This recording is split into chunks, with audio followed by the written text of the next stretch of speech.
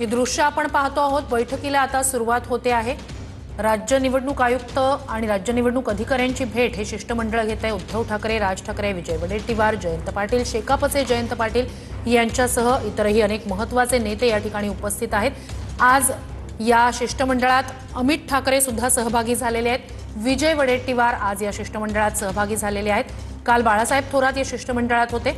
थोड्याच वेळात आता या बैठकीला आता सुरुवात झालेली आहे आणि कोणकोणते मुद्दे आता या शिष्टमंडळाकडून मांडले जात आहेत याकडे लक्ष असेलच। काल काही मुद्द्यांवर समाधान झालं नव्हतं, त्यामुळे आज पुन्हा एकदा राज्य निवडणूक आयुक्तांची भेट हे शिष्टमंडळ घेत आहे।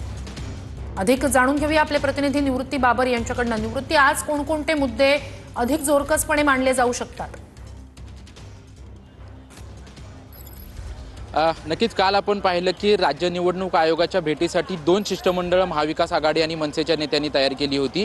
एक शिष्टमंडळ राज्याचे मुख्य आयुक्त निवडणूक आयुक्त आहेत त्यांच्या भेटीसाठी आलं होतं, तर दुसरे शिष्टमंडळ जे आहे ते राज्याचे मुख्य निवडणूक अधिकारी चोक्कलिंगम आहेत त्यांच्या भेटीसाठी गेले होते। आणि चोक्कलिंगम यांच्याकडे जे मुख्य नेते गेले होते त्यांनी अनेक प्रश्न जे आहेत ते प्रश्न उपस्थित केले होते, परंतु त्यानंतर त्या ठिकाणी त्यांचं समाधान झालं नव्हतं। त्यानंतर आता एकत्रित बैठक जी आहे ती बैठक सुरू झाल्याचं आपल्याला पाहायला मिळते। सर्वच महाविकास आघाडीचे नेते जे आहेत ते या बैठकीला उपस्थित आहेत। प्रामुख्याने उद्धव ठाकरे, राज ठाकरे, जयंत पाटील आणि जे काल अनुपस्थित होते विजय वडेट्टीवार ते देखील आजच्या बैठकीला पोहोचलेले आहेत। त्यासोबतच बाळासाहेब थोरात हे देखील या बैठकीला पोहोचलेले आहेत आणि तो थोड्याच वेळामध्ये बैठकीला सुरुवात होते।